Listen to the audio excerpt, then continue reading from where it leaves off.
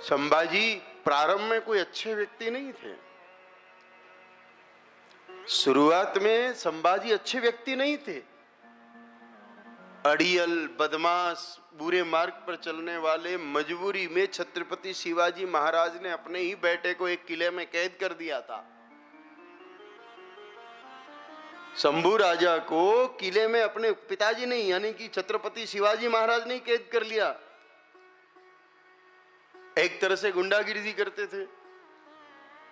लेकिन जब शिवाजी महाराज संसार छोड़ करके चले गए और औरंगजेब का दमन चक्र आगे बढ़ा, तब ये सिंह शावक उस किले से बाहर आया और जीवन को बदल दिया। जिस ऊर्जा का उपयोग बुरे कामों में करता था, उसी ऊर्जा का उपयोग औरंगजेब की लाखों की सेना को सबक सिखाने में किया। तय कर लिया कि सनातन का झंडा झुकने नहीं दूंगा। छोटी सी सेना इनके पास, उधर 7 लाख की सेना औरंगजेब के पास, लेकिन 7 साल तक औरंगजेब को छकाते रहे। हालांकि औरंगजेब इनको न कभी पकड़ पाता, न कभी वध कर पाता, लेकिन वही बात आस्तीन के सांप सनातन धर्म में उस समय भी थे, आज भी थे। जयचंदों की कमी उस समय भी कम नहीं थी, आज भी कम नहीं थी। उन्हीं के एक रिश्तेदार ने छोटी सी जागीरी के लालच में संभाजी को पकड़वा दिया। गैलेक्सी M16 5G मल्टीटास्किंग का मास्टर, क्राइम सीन का एविडेंस, सीसीटीवी फुटेज।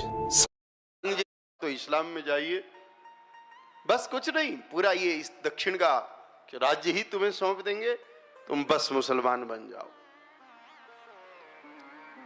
उस समय मालवा के एक कवि उनके साथ रहा करते थे।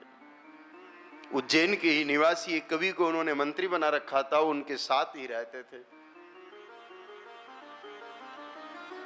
इतनी यातनाएं दी दोनों को। उस कवि का एक एक अंग रोज काट करके फेंकता था औरंगजेब। एक अंगुली आज काटी, दूसरी अंगुली कल काटी, ऐसे एक एक छोटा छोटा टुकड़ा करके मारा। और रोज ये दिखाया जाता था संभाजी राव को कि तुम्हारे भी ऐसे टुकड़े होंगे अगर तुम इस्लाम ग्रहण नहीं करोगे तो। गरम सलाखें आंखों में डाल दी गई, जीभ काट दी, लेकिन फिर भी वो सिंह शावक झुका नहीं। झुका नहीं। महाराज उम्र क्या थी? 24 बरस। ऐसे कोई 40-50 बरस का मजा मया व्यक्ति नहीं, मात्र 24 बरस की उम्र में भिड़ गया औरंगजेब से।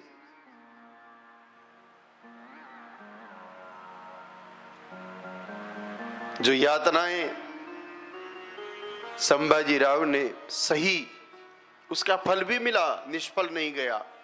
माना कि औरंगजेब ने आज के दिन उनकी हत्या कर दी, लेकिन जब कोई एक महान व्यक्तित्व संसार छोड़ करके जाता है, जाते जाते वो करोड़ों को जगा जाता है। यह हुआ और जाते जाते संभाजी ने सबके मन में ऐसी प्रेरणा भर दी कि जैसे ही संभाजी की मृत्यु की खबर फैली, स्त्रियों ने अपनी चूड़ियां निकाल करके पुरुषों के आगे कर दी। कहा या तो ये पहन लो और या फिर जो कुछ तुम्हारे पास हथियार है उठा लो, और नहीं तो हम ही चली जाती हैं लड़ने। माताओं के जगाने पर एक एक मराठा उठ खड़ा हुआ, जो कुछ जिसके पास था उससे लड़ना शुरू किया और चंद दिनों में मुगलिया सल्तनत का सफाया कर दिया।